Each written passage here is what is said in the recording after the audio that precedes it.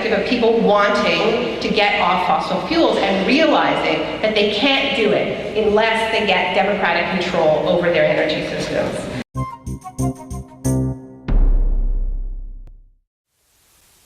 Hello, my name is Stanley Heller. Welcome to The Struggle. The Struggle is shown on 25 cable stations from Vermont to New York City, on the internet at thestruggle.org, our YouTube channel, Struggle Video Media. In the midst of Nobel Peace Prize winner Obama's latest war, there is some very good news. The People's Climate March. That New York City effort was 10 times the size of the last big climate march in Washington. TSVN took the bus down to Manhattan. We stood for hours on 42nd Street and watched the marchers go by, and we compressed that video down to 6 minutes. We are unstoppable, our socialist world is possible. We are unstoppable, our socialist world is possible. We are unstoppable, another world is possible. We are unstoppable, another world is possible. We are unstoppable, another world is possible.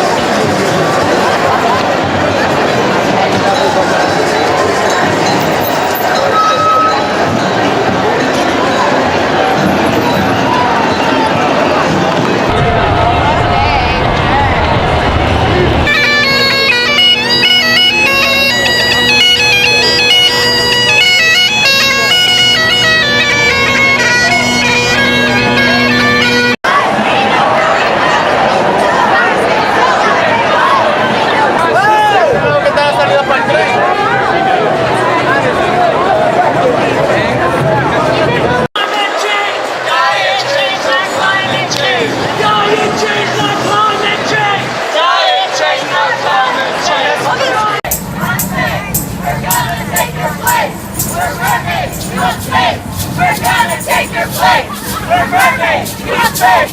We're gonna take your place!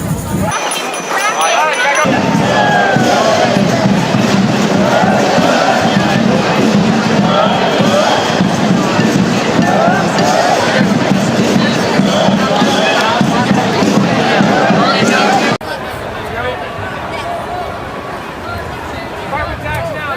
Carbon tax! Carbon tax now! Carbon tax now! March organizers said there were 400,000 people at the PCM. If you want to get some idea of what that crowd looks like, take a look for a few seconds at 6th Avenue as seen from a drone.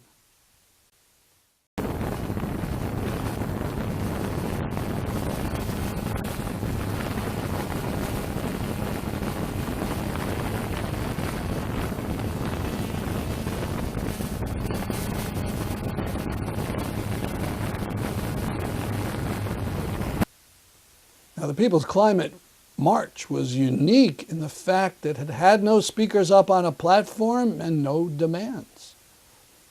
A few days before the UN's so-called climate summit was a mass cry, do something. Several groups with their own vision took advantage of the whole thing and had events over that weekend. We covered Climate Convergence, which had 20 or 30 different panels and discussions and events during the weekend. One of the highlights was a talk by Naomi Klein. She's the author of No Logo and The Shock Doctrine, and has just released a book called This Changes Everything: Capitalism versus the Climate. A lot has changed just in a few years, and I think it wasn't so long ago that the left was leaving this issue to the big green groups, to the environmentalists, and it seemed like this was kind of like the one issue maybe we didn't have to worry about, you know? It was like, oh, those groups, they've got it covered, and they've got like more money than God, and we've got our hands full, and so we'll just sit this one out.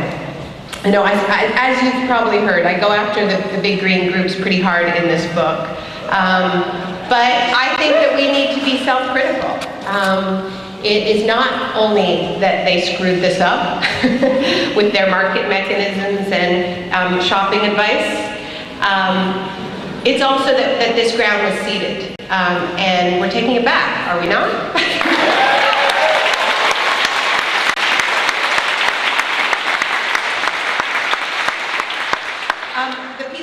Today in The Guardian about the people's alarm and the fact that this is a moment where we are expressing urgency because that urgency is not being expressed by our leaders.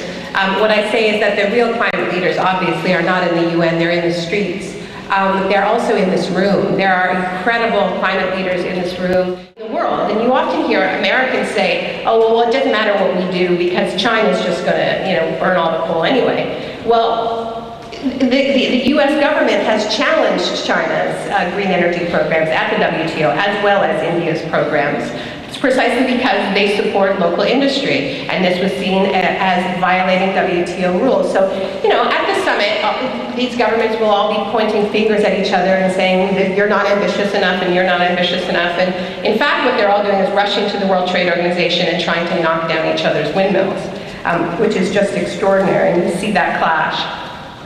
The other place where you see the clash between neoliberalism and what we need to do to respond to the climate crisis is in the frenzy of privatization that took place starting in the 80s and 90s, when we lost control of so many essential parts of our economy, of energy, of electricity, of transportation, of the key sectors that we need to transform right now. What's exciting is that as people decide to change their energy systems away from nuclear and away from fossil fuels, they are realizing that they also need to take back control over their electricity grids, over their power systems. We often hear about how incredible it is that Germany now has 25% of its electricity supplied by renewable energy, much of it decentralized wind and solar, much of it coming from cooperatives, 900 new energy cooperatives in Germany that have sprung up just in the past decade, many small-scale, democratically controlled renewable energy utilities. What we don't hear about is that this is happening because in hundreds of cities and towns, people have decided to take back their electricity grids from the private companies that bought them in the 1990s. And they've done this because that the profit motive of these companies and their desire for short-term results directly clashed with the public's desire to be part of this energy transformation. It's also happening closer to home, the city of Boulder, Colorado. Same thing. They remunicipalized, they're in the process of remunicipalizing their power. And this is coming up in Santa Fe, this is coming up in lots of cities. And it's interesting because it isn't starting from an ideological perspective. It isn't starting from people going, I'm anti-privatization. It's starting from the perspective of people wanting to get off fossil fuels and realizing that they can't do it unless they get democratic control over their energy systems.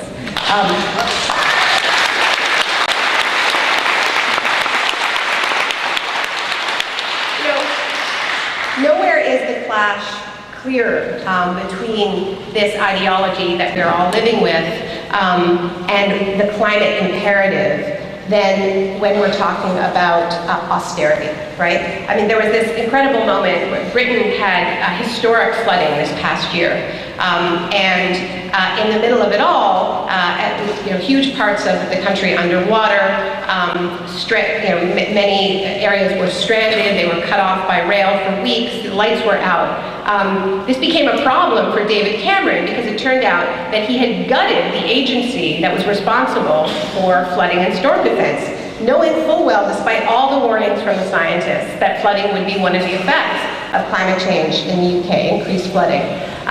He had laid off more than 1,000 people, and 1,500 more people had their jobs on the chopping block. I think The Guardian reported that 300 flood defense programs had been canceled. So you see directly how the logic of austerity is just incompatible with what we need to do simply to protect ourselves from the climate change that we've already locked in. In Greece, the firefighters don't have spare tires to get into forest fires to fight them. And that, is leaving aside the massive public investments that we need to make to get off fossil fuels, to keep us, to get us off this 4 to 6 degree warming road. And that means huge investments in public transit and huge investments in the kind of renewable energy, decentralized renewable energy that I was talking about earlier, energy efficiency programs. All of this takes the kind of public sector investment that has been out of fashion for a very long time. And of course, deregulation, as part of that, the corporate takeover of politics, is another rather large problem, seeing as the fossil fuel companies have informed us that they plan to dig up 5 times more carbon than the atmosphere can safely absorb and stay below 2 degrees warming. It will give us a 50-50 chance to stay below 2 degrees warming. So obviously we have to say no, but we have politicians that don't know how to say no. They have lost that art. There's Obama taking 3 years to just figure out how to say no to the Keystone XL pipeline, and I fully expect him to leave office without having made that decision. So we will not win. There are these sort of false debates going on about, is it reformist policies or is it radical policies? Do we need revolution or do we just need, a carbon tax?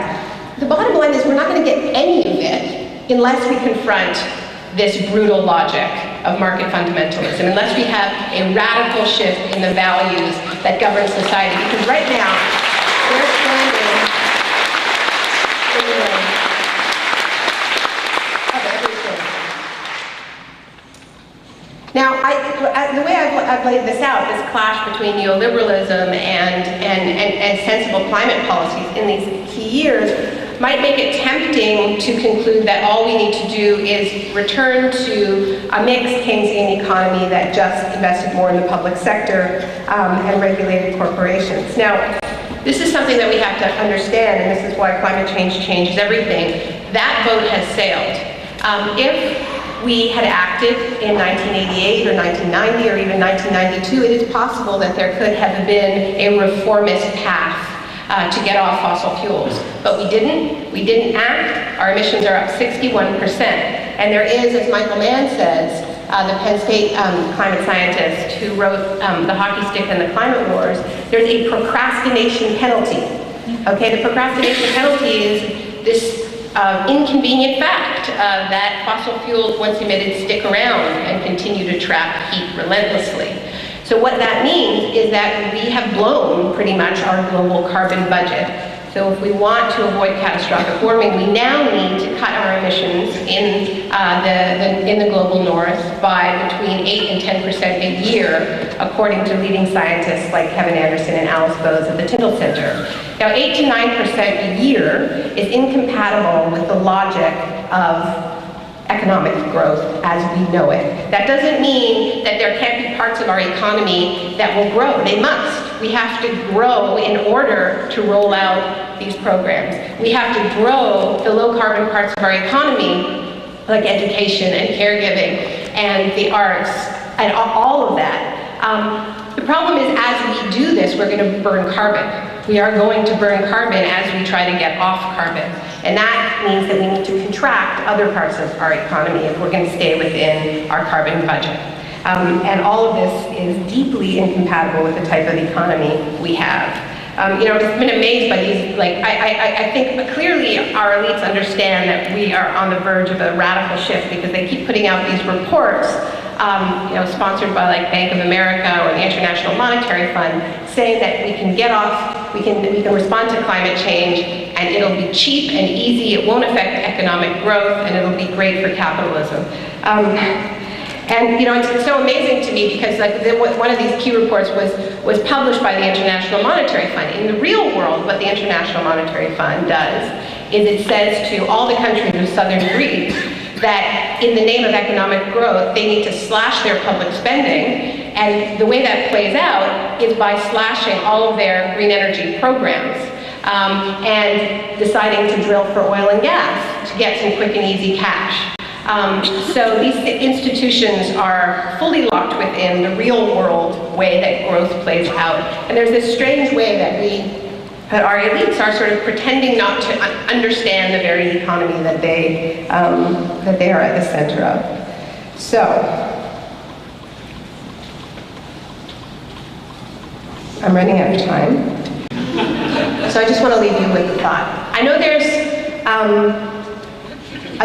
been lots of debates about tomorrow's march, and there's a range of feelings about it. I hope people are feeling good about it. I hope people are planning to come out for it. Are people planning to come out to march?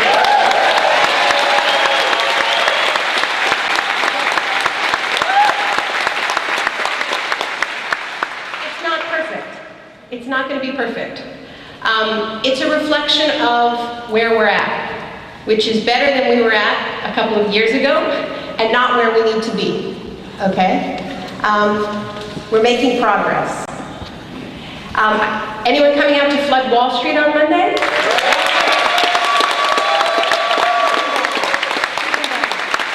Exactly. We all need to go out on Monday. What? Occupy the climate zone. Don't know about that, I'll tell you later. Tell me later. Now, one of the critiques of the march is that it doesn't have a demand. It's just kind of saying, do something, right? It's expressing that sense of urgency. I do think it is important for us to express that urgency, to sound the people's alarm. But in so doing, we also need to be aware that urgency without a vision of our own can be dangerous, okay? It can be used in very, very regressive ways. That was what my last book was about. If it's just about being scared, if it's just about spreading that fear, and reaching out to our leaders and saying, save us, we know what they'll try to save us with, right? They'll be just saving us with toxic plans, nuclear power, land grabs, biofuel, geoengineering. That is not the kind of urgency we need. We need the urgency that will power all of our movements with the real existential crisis that we face, that it will put us on a science-based deadline. We've all been fighting for so long for a just economy. What climate change tells us is that we simply cannot afford to lose. We have to win now. So, this time we may be saying, do something. Next time we say, now we want everything. Thank you.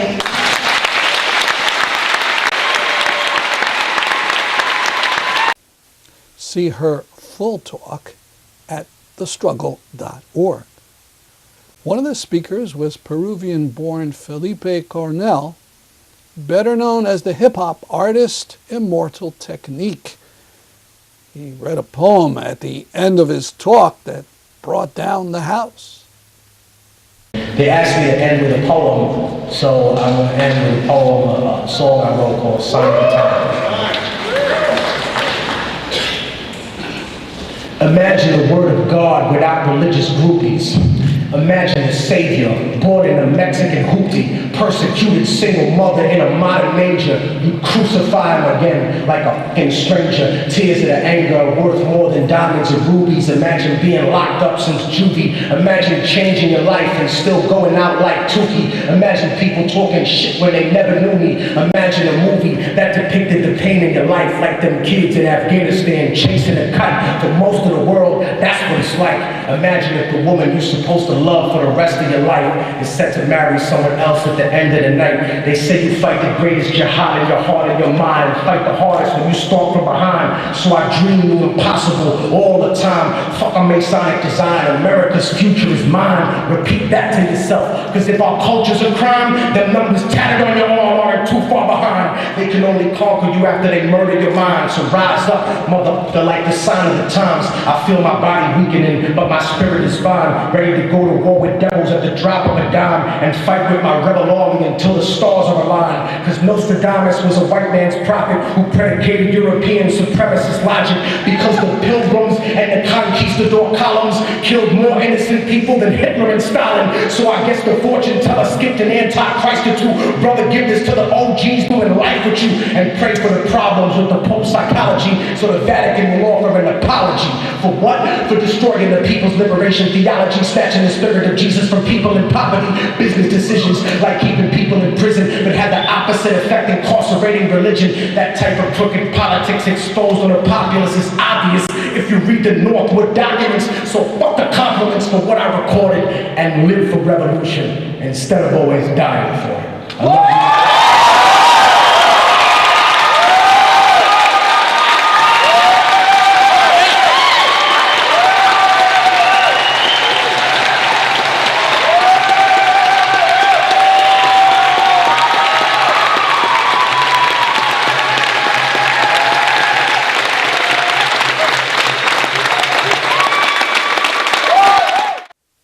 The president spoke a few days later at the UN, bragging about all his green energy initiatives. But as British columnist George Monbiot wrote last year, none of that matters. It doesn't matter unless you have a program to keep all the fossil fuels in the ground. Because if they're dug up, they'll be burned and we'll be on the way to climate catastrophe. It doesn't matter how many miles you get on your Prius or how many LCD bulbs you have in your home. You have to keep the fossil fuels in the ground.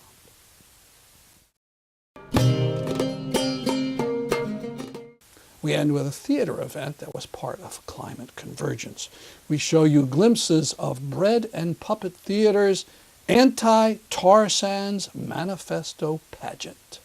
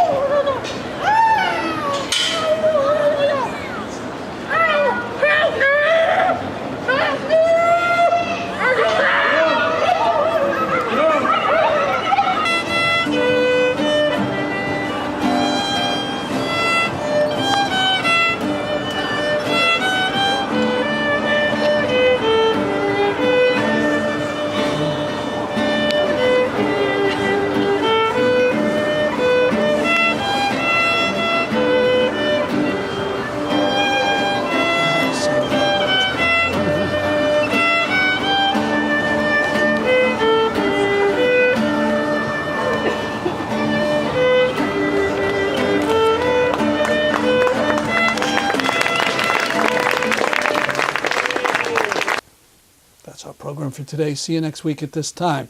I'm Stanley Heller, and this is The Struggle.